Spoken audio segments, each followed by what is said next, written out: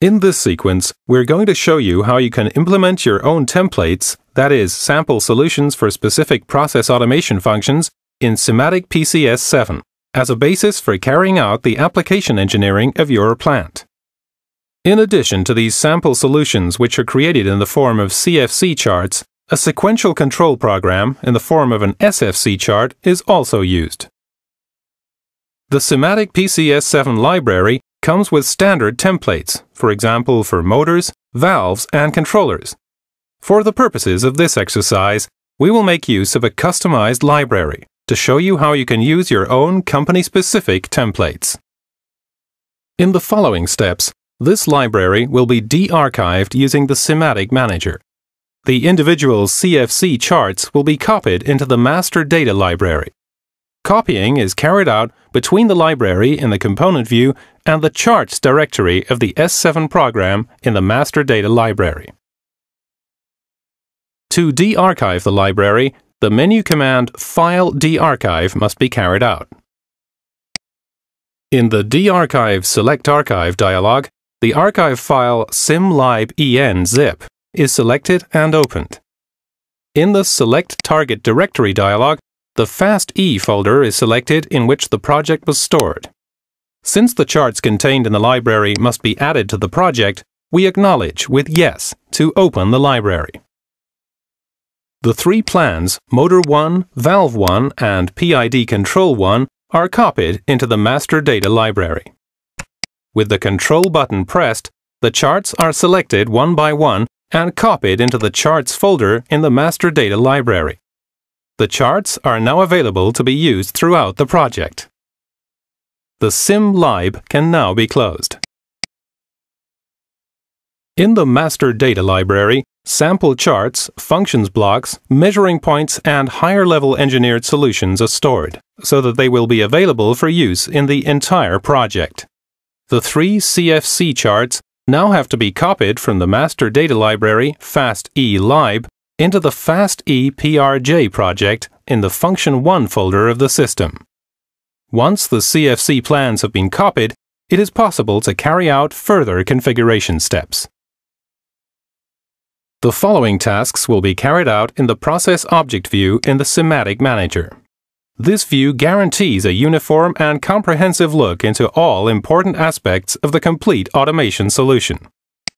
Many changes can be made here directly, without having to start the individual editing tools.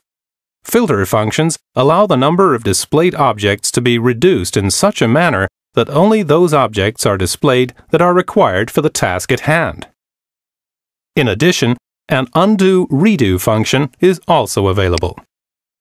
The three charts are displayed in the FAST-E-lib library in the Templates folder. All three charts are now copied into the Function 1 folder. The charts are selected and copied into this folder using drag and drop with the left mouse button pressed.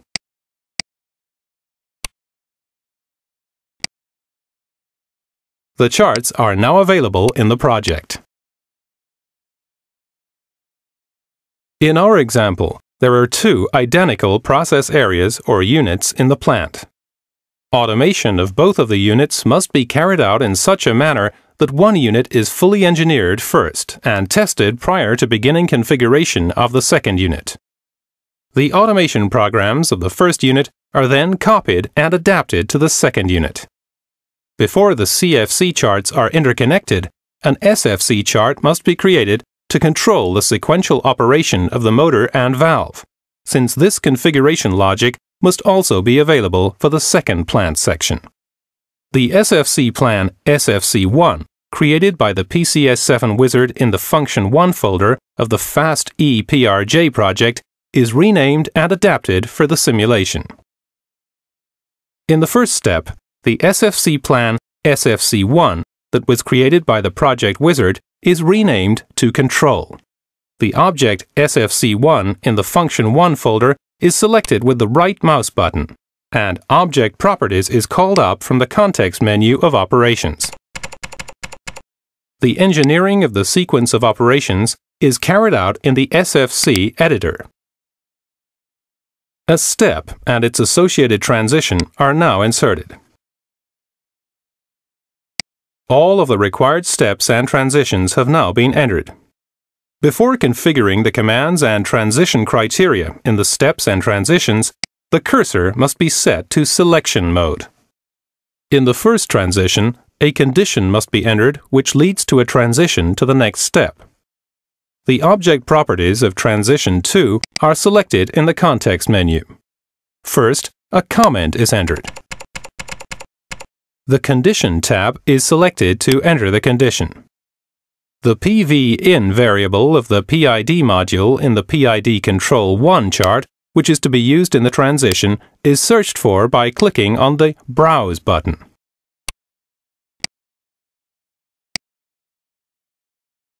The transition must take place if this variable reaches a value greater than or equal to 50. The condition for this transition has now been inserted. The dialog can now be closed. Next, the commands for the subsequent step will be defined. The entries will again be made in the object properties. For clarity, the name is changed to Motor On. The minimal duration for execution of the step will be set to 10 seconds. It is entered in the Minimal Durations field. The Processing tab is selected to enter the commands which are to be executed during the step. The Auto On variable of the motor function block, which is contained in the Motor 1 chart, is located. The value that is to be written is true. This is done by entering the number 1. The motor is switched on if the process value PV-in goes above 50. After 10 seconds, the motor should be switched off again. The Motor On step and transition are copied. This is done by opening the context menu and selecting the Copy command. The sequence is pasted in the chart using the Insert command from the context menu. The object properties of the inserted Motor On sequence are selected. First, the name is changed to Motor Off. The Switch Off command is triggered. This is done by writing the value 0 instead of 1 to the Auto On variable of the motor module. The sequence of operations is now defined, and the SFC editor is closed. The sequence of operations called Control switches the motor 1, on as soon as the process value PV-in goes above 50. After 10 seconds, the motor is switched off again. This is a very simple application to illustrate the power and ease of use of the SFC editor. Real sequential control operations can be far more complex. For example, it is typically recommended to include an evaluation of the feedback signals within the transition conditions. The next step is to modify the default naming conventions that were automatically applied by the system, and to delete objects that were created by the system but that are not required in this example. The first step is to rename the Process Cell 1 folder to Process Cell. The Process Cell 1 folder is selected with the right mouse button, and Rename is called up from the context-sensitive menu. Now the Unit 1 folder is renamed Unit A.